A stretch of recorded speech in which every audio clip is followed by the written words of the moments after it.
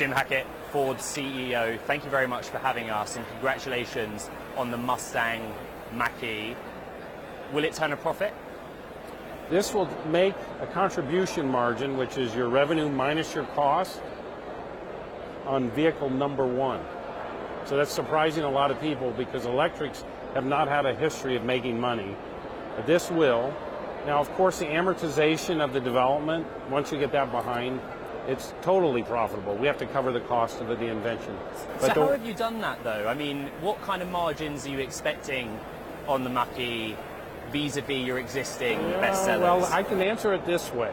The design challenge was to take what has been missing in electric vehicles and create the passion that follows with Mustangs and marry those together. And so we've got a price point with the Mach E base package that's in the mid-30,000 with the incentive, with the federal incentive here in the United States. And so it's going to be attractive to customers. It's going to make a contribution margin. It's a great story. Why Mexico to build the car?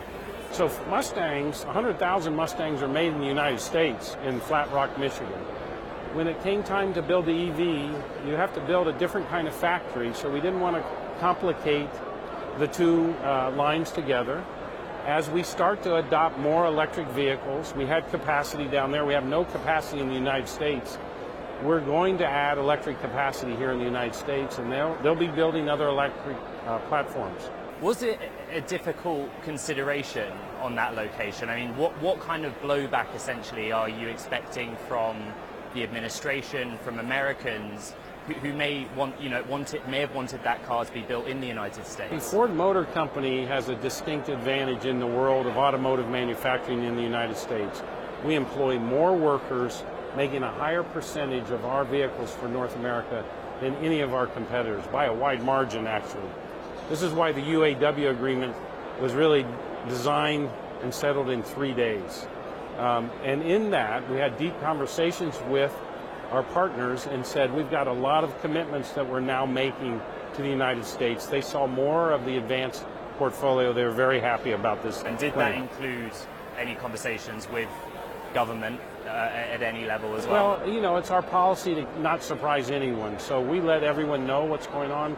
And, you know, Joe Hinrichs, who's president of automotive, has a distinct leadership position in the USMCA program because he's been helping the U.S. government understand what automotive manufacturers need in that new design.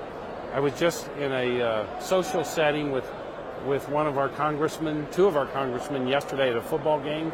Just happened to see them at a gathering. And we were talking about the adoption of that, the USMCA needs to happen because there's a give and take in there. You know, not everything went Ford's way, but it's the right thing for the country. As you know, Jim, 75% of what North Americans are buying are light trucks, and you're planning to electrify the F-150, but why not start there? Why not start by electrifying a pickup and go with the Mustang, and what is the timeline for the pickup truck? Well, we haven't announced the timeline for the pickup truck, but here's the cool thing about electrification. It's part of a total portfolio of propulsion we've reasoned and we're going to offer our customers. There's electrification, there's hybrids. Hybrids, the technology in hybrids is dramatically different than where it was 10 years ago. If you saw the components that went in, it's like the difference between an air conditioner and kind of a Game Boy on top of your television. The technology's improved so much that hybrids have a lot of attraction. And gasoline engines still perform above both of those when it comes to certain kind of utility assignments. Ford, though, in the face of that, has made a commitment to be carb neutral by 2030. So we're actually leading our industry by asserting that the time is right for the auto industry to take this position. So as you start thinking about electrification, the challenge is the adoption rate by our customers.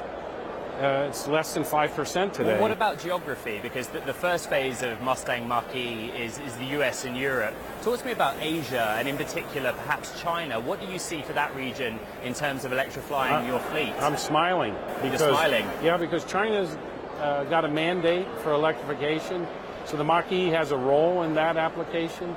Europe is going to be on time selling at the same time we are in the United States. It's the first time Ford's ever simultaneously introduced something in both markets at the same time. But in the case of Europe, we also have a backup in that we've created a joint venture with VW to take advantage of their MEB platform for some of the smaller vehicles. Final question. You've sold more than 10 million Mustangs since 1964. How many of these Mustang Mach E's are you going to sell? A lot. Can you give me a number?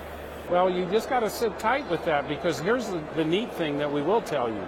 For the first time in our history, we have a reservation system starting in a few hours, and we have a war room. We'll know by the tick how many people want one of these products.